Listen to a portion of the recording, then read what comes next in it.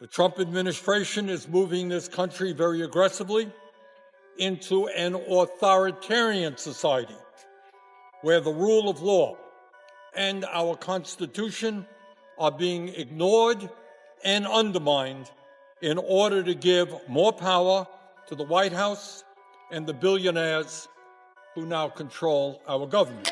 Oh, Bernie Sanders is running, yeah, that's right. Personally, I think he missed it. Trump is losing his mind. And honestly, it's the most entertaining thing you'll see all week. Why? Because Bernie Sanders just dragged Elon Musk so hard, SpaceX is filing a missing person report. Trump's reaction? Think angry Yelp review meets full-blown meltdown. Trust me, you have never seen billionaires panic this fast outside of a stock market crash. What Bernie exposed will leave you laughing, gasping, and seriously wondering if Trump's Wi-Fi is powered by pure rage. Let's dive in. Let me begin by just telling you what you already know. And that is that under Donald Trump, this country is hurtling rapidly toward oligarchy, toward authoritarianism, toward kleptocracy, and toward more and more income and wealth inequality. That is what is happening. Somewhere between his third tantrum and fifth Diet Coke of the morning, Donald Trump managed to outdo even himself. It wasn't just another chaotic outburst. No, this was the Super Bowl of meltdowns. And the MVP? None other than Bernie Sanders, who wandered into the scene like a no-nonsense grandpa armed with a folder labeled receipts, casually unleashing a truth bomb so brutal, Trump practically needed an emotional support cheeseburger just to survive the impact. Musk and the other billionaires who are strongly supporting the H-1B program are dead wrong. American workers are there, they're just not looking for them. It all started, innocently enough, when Bernie decided he was tired of watching Elon Musk strut around pretending to be some galaxy-brained genius savior of humanity. Bernie, in his usual "I've had enough of this nonsense" tone, pointed out the obvious. Elon Musk, despite his self-proclaimed status as a genius billionaire, is essentially the world's richest welfare queen. Government subsidies, union busting, and tax rates that would make a kindergarten lemonade stand look generous. Bernie laid it all out, no frills, no mercy. When it comes to questions about who is the administrator of Doge, actually, do you believe that's an important question to have the answer to? No, the issue is not who is technically the administrator, who has the title. Elon Musk is clearly running the show, the wealthiest person in the world, who has enormous conflicts of interests, who is helping to fund right-wing extremist organizations all over the world, who is looking forward to get massive tax breaks from Congress. He's running the show. Now, under normal circumstances, you'd think this would be Musk's problem to deal with. Maybe a snarky tweet here, a bizarre meme there, you know, the usual. But no, this truth bomb hit Trump straight in his ego like a drone strike, because in the Trumpian brain, that glittering palace of self-delusion and 90s casino carpet patterns, Elon Musk isn't just a tech guy with questionable social skills. He's proof that rich guys can be worshipped like gods, can dodge taxes with a smirk, and still somehow be hailed as self-made heroes on Fox News every other Tuesday. Now, I think what Musk, the wealthiest guy in the world, just said is totally outrageous. That's a hell of a Ponzi scheme when for the last 80 years, Social Security has paid out every nickel owed to every eligible American. Quite a Ponzi scheme. What is in fact a problem is that if we don't make reforms and improve the funding mechanism, in the next 9 years, the Social Security Trust Fund, which provides about 20% of the funding, will... If you're enjoying, please subscribe. So when Bernie exposed Musk as a fraud, wrapped in a Tesla-branded bow, Trump reacted the only way he knows how, by throwing a tantrum so loud it registered on the Richter scale. But before we dig into the great orange explosion of 2025, let's take a brief tour of the bizarre love triangle between Trump, Musk, and Bernie. See, Bernie has always been public enemy number one for billionaires. The man basically wakes up every morning fueled by the pure rage of watching billionaires buy their sixth yacht, while children are still eating ketchup packets for lunch. Elon Musk has been a frequent target because, let's be honest, he's the easiest billionaire to clown. Here's a man who built a literal fortune off taxpayer dollars, treats labor laws like personal suggestions, and once tried to solve world hunger by tweeting at the UN, because apparently problems disappear if you just post about them hard enough. Meanwhile, Trump has always treated billionaires like they're collectible Pokemon. I gotta catch them all, right? Only in Trump's case, it's less about admiration and more about desperately trying to breathe in their success like some sort of money vampire. Musk has become $138 billion richer. Zuckerberg has become $49 billion richer. And Bezos has become $28 billion richer since Election Day. 60% of Americans live paycheck to paycheck. 85 million Americans are uninsured or underinsured in terms of health care. Does anyone really think that the oligarchs give a damn about ordinary? Musk, to Trump, isn't just a rich guy. He's a totem of everything Trump wishes he were. Successful, admired, and capable of spelling industrial complex without a teleprompter. So when Bernie marched onto the stage and started swinging rhetorical haymakers, exposing Musk's entire empire as a shiny house of government-subsidized cards, Trump didn't just see Musk getting roasted, he saw himself getting exposed by proxy. Cue the meltdown. First came the Truth Social posts, naturally. Trump pounded his stubby little fingers on his gold-plated iPhone like it owed him money, blasting out barely coherent rants about loser politicians who never built anything and hate success. It was the usual greatest hits album, but this time with a bonus track of pure desperation. You could almost hear the shrieking from Mar-a-Lago. Somewhere between the misspelled words and random capitalization, you could sense the terror. Bernie wasn't just calling out Musk's hypocrisy, he was, by extension, tearing down Trump's entire fantasy that billionaires are untouchable gods. And that fantasy is basically the duct tape holding Trump's ego together. The best part? Elon Musk didn't even seem that bothered. Oh, he posted a few sad little memes, tried to deflect with a shrug and some half-baked sarcasm, but compared to Trump's nuclear-level meltdown, Musk looked downright zen, which of course made Trump even madder. Today, we are not voting on who the next Secretary of Labor is. The next Secretary of Labor, the next Secretary of Education, the next Secretary of Housing, the next Secretary of the Treasury is Elon Musk. And let us understand that reality and not play along with the charade. Does anyone here really think that any Secretary of Labor, any Secretary of Education is going to make decisions by himself or herself? Because nothing infuriates a narcissist more than realizing the object of his weird man crush isn't rushing to defend him in return. It was like watching a kid have a screaming fit because his imaginary friend wasn't standing up for him at recess. Meanwhile, Bernie, cool as ever, kept rolling along like a tank powered by righteous indignation and New England stubbornness. He doubled down, pointing out, with receipts, that billionaires like Musk don't just dodge taxes, they practically do backflips over them while laughing at the rest of us for paying ours. Musk's net tax rate, Bernie revealed, would make a Starbucks barista on minimum wage look like a Rockefeller.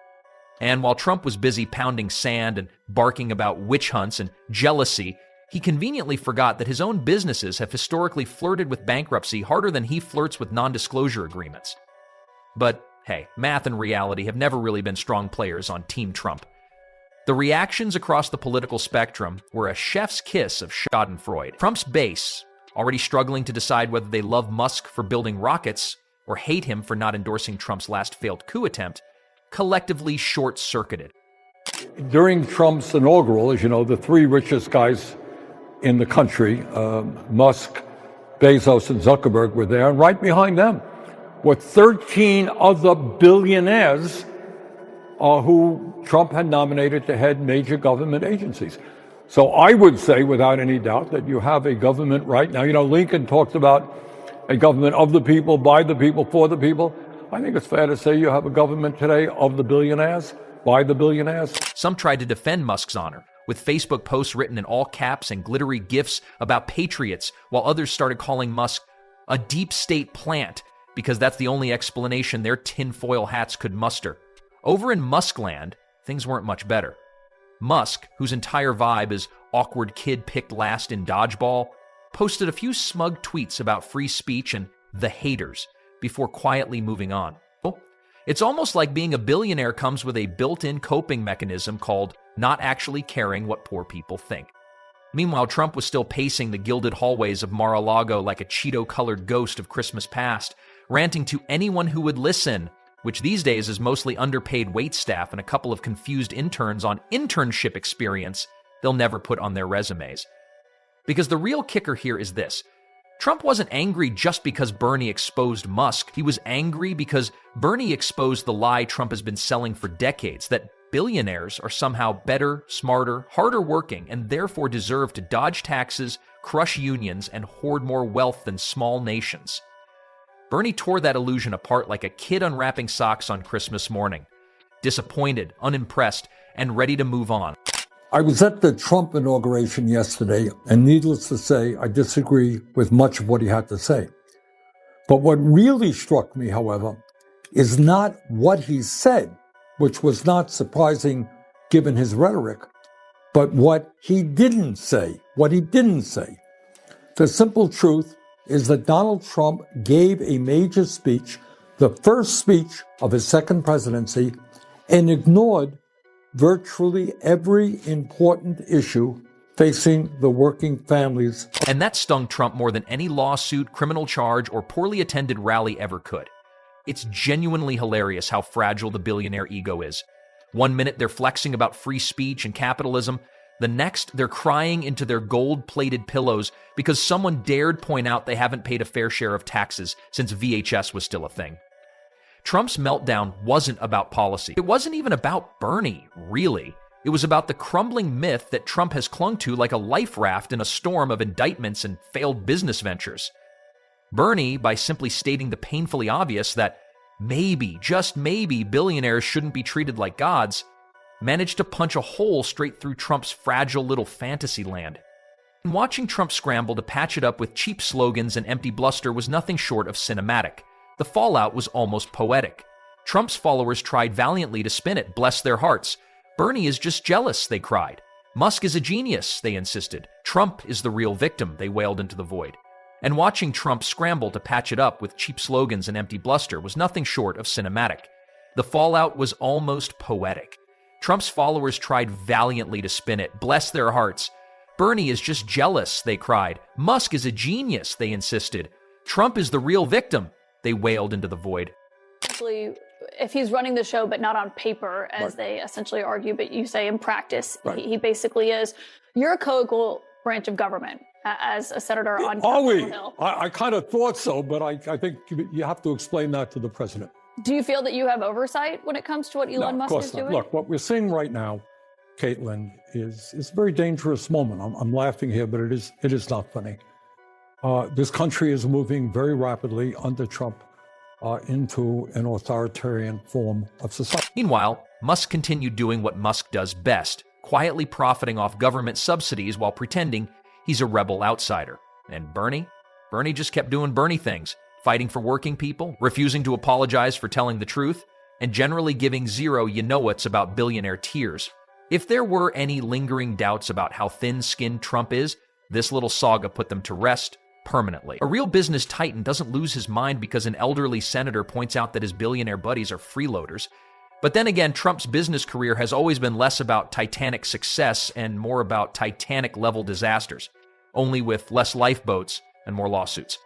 Watching Trump's rage because someone dared to point out that billionaires might not be the heroes of the American dream is the equivalent of watching a magician throw a tantrum when you reveal the rabbit was in his sleeve the whole time. The trick was never impressive, it was just impressive how long he got away with it. By the end of the week, Trump was still posting rants about how Bernie Sanders hates America, because apparently wanting billionaires to pay taxes is now anti-patriot. Somewhere in that fever dream logic, Trump managed to squeeze in a few weird shout-outs to Elon Musk's bravery for building rockets, as if Musk personally welded them together with the power of sheer capitalism while Trump held the flashlight. Social Security is the biggest Ponzi scheme of all time. But basically, people are living way longer than expected. And there are fewer babies being born. So you have more people who are retired and that live for a long time and get retirement payments. So however bad the financial situation is right now, for the federal government. It will be much worse in the future. President Trump says he's not going to touch Social Security. Elon Musk calls it a Ponzi scheme. Do you agree? No, I think what Musk, the wealthiest guy in the world, just said is totally outrageous. It's genuinely hard to tell which part is funnier. Trump's pathetic attempt to turn Musk into some kind of free market martyr, or the fact that Musk himself looked like he'd rather be anywhere else than dragged into Trump's weird pity party. Ultimately, Bernie's expose wasn't just about Elon Musk. It was about the entire rotten system.